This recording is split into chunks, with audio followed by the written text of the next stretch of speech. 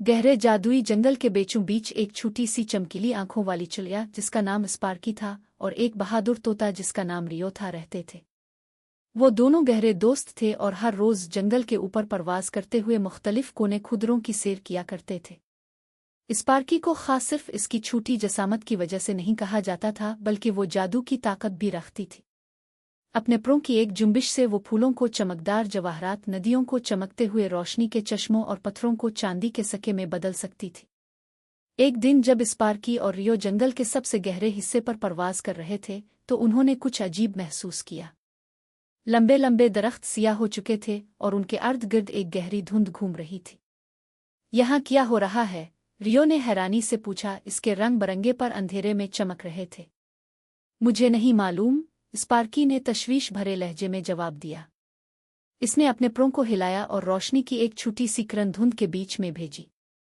हमें मालूम करना होगा। जैसे ही वो आगे बढ़े उन्हें एक गूंजती हुई हंसी सुनाई दी। मेरे जंगल में आने की जुर्रत किसने की? एक गहरे लहजे में आवाज गूंजी। अचानक एक सियाह साया उनके सामने आया। ये ज़ुरोक था, एक जालिम जादूगर जो अपनी सियाह जादुई ताकतों से जंगल की जिंदगी को चूस रहा था और जानवरों को हमेशा के लिए नींद में मुब्तला कर रहा था। हमें इसे रोकना होगा, स्पार्की ने सरगोशी की। इसका छोटा सा दिल तेज धड़कने लगा। लेकिन इससे पहले कि वो कुछ कर सकें, ज़ुरोक ने अपना हाथ उठाकर एक जादू कर दिया।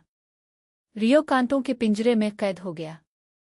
मदद करो, रियो ने चीखा पिंजरे से निकलने की कोशिश करते हुए। स्पार्की जानती थी कि इसे जल्दी करनी होगी। इसने अपनी जादुई ताकतों का इस्तेमाल करते हुए रोशनी का तूफान पैदा किया और ज़ुरोक के अर्द गिर्द चक्कर लगाने लगी। लेकिन ज़ुरोक भी बहुत ताकतवर था और उसका सिया जादू और भी खतरनाक हो गया। स्पार्की, तुम ये कर सकती हो, रियो ने पिंजरे से पुकारा। स्पार्की के परों की रोशनी और ज्यादा चमकने लगी, यहाँ तक कि एक ताकतवर जुम्बिश के साथ इसने खालिस जादू का तूफान छोड़ा। रियो के अर्द गिर्द कांटों का पिंजरा खाक में तब्दील हो गया और ज़ुरोक पीछे धकेला गया। लेकिन स्पार्की अभी खत्म नहीं हुई थी। वो ज़ुरोक की सिया चादर के अंदर घुस गई और इसे चमकती रोशनी के जाल में जकड़ लिया। नहीं, तुम मुझे शिकस्त नहीं दे सकती, ज़ुरोक चलाया। लेकिन स्पार्की का जादू बहुत ताकतवर था। जंगल बदलने लगा।